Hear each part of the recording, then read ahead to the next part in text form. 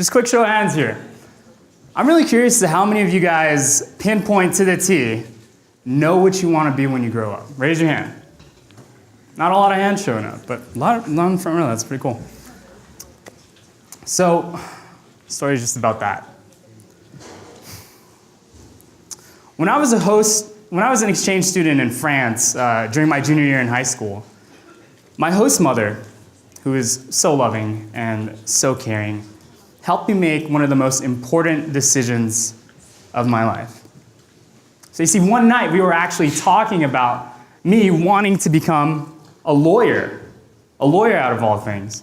And with her respect in the field and with her care for me within whatever I wanted to do when I grew up, she asked me one important question. She asked me, hey, Lorenzo, if there was a little girl and her grandfather had sexually harassed her, would you defend the little girl as hard as you can? And of course, guess what I said?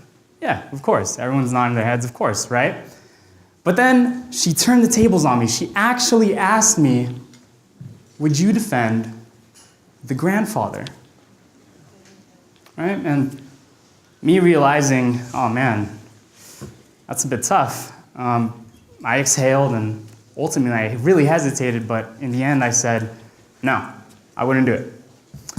And that's when I realized that my lifelong passion and dream to become a lawyer probably had to change. A year later, I'm back in America, with complete blank slate. I don't know what I want to be when I grow up. That little passion when I was growing up, when I was a little kid, that each and every one of us had, that was just taken away from me like that. And I just wanted to know what I wanted to be when I grow up again. So I kind of tried to follow it, right? I did the exact opposite of becoming a lawyer. I worked at a Californian surfing brand clothing company called PacSun for a few months. I actually loved it. I loved making sales. I loved, making the cha-ching, right? Like making that work. And most importantly, I loved making sure that people bought exactly what they wanted. But the thing is, I kind of defined the opposite. I realized, okay, what do I not like about this? And I didn't like the fact that I could only affect one person at a time when you're doing sales. So something had to change. A few years later, I got a job in marketing. Marketing is cool because, as everyone knows, you can affect multiple people at once, within the same job. And that was super fun. But then again, I realized, man, okay, I needed to find the opposite. What do I not like about this job? And then I realized I don't think I was making a big enough impact, Like I was working only with one company, right? And so I wanted to practice the skills of marketing more through different aspects, right? So then I ended up meeting my business partner. He's a weird fella, but we ended up hitting it off pretty well, Exact opposites, but we worked pretty well together like a magnet, right? And the funny thing is we started a marketing agency for Chinese manufacturers that wanted to build and sell their products in America. Weird business model, weird niche, but it solved the real problem. And I got to work on multiple projects with multiple products for all types of things, and I'm loving it. I'm enjoying it right now, truly. And as I reflect back on the things that, I've done, really defining the opposite, figuring out what I don't want, I realized my host mother was right. If it wasn't for really defining the things that I don't want to be and really analyzing that, taking the step back and documenting that, analyzing it, I never would have slowly progressed towards the things I actually wanted to be. Right? It's as if, think of it as a slab of marble, right? My life and my career is a slab of marble. Let's put that slab of marble right here, right? And I just did two things, right? I tried a bunch of stuff, which is absolutely necessary. That's step one. And two, I just chipped away at the things that I didn't like. I wrote down what I didn't like.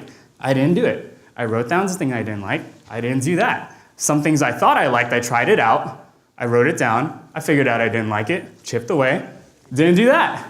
And then ultimately, I'm left with the resemblance of something like the Statue of David, a masterpiece, right? Yeah. There we go. The funny part is, that list of the things that I don't like doing and the things I should have not been doing in the first place, it hasn't ended yet. And funny enough, I don't actually think it will actually end. I hate to admit this, but I actually still don't know what I want to be when I grow up. I don't. I really don't. But I do know that the longer this list gets written down, the more things I write down of the opposite that I do not want to be, the more this statue of David just gets sexier and sexier and better and nicer until it's truly, truly a masterpiece. So, fellas, I do know that I definitely, I don't know what I want to be when I grow up, right? And I think that's awesome. I think that's truly awesome. I feel that all of us have to traverse the ambiguity and the confusion in our lives and embrace it. And most importantly, find the opposite. Really ask yourself what I don't want to be. What do I really not want to achieve at the end result? And you don't do it. You just don't do it. You stay away and you build your masterpiece. So I challenge you, my fellows, I challenge you guys to push through this ambiguity, push through this confusion, and define the opposite to find the truth. Thank you.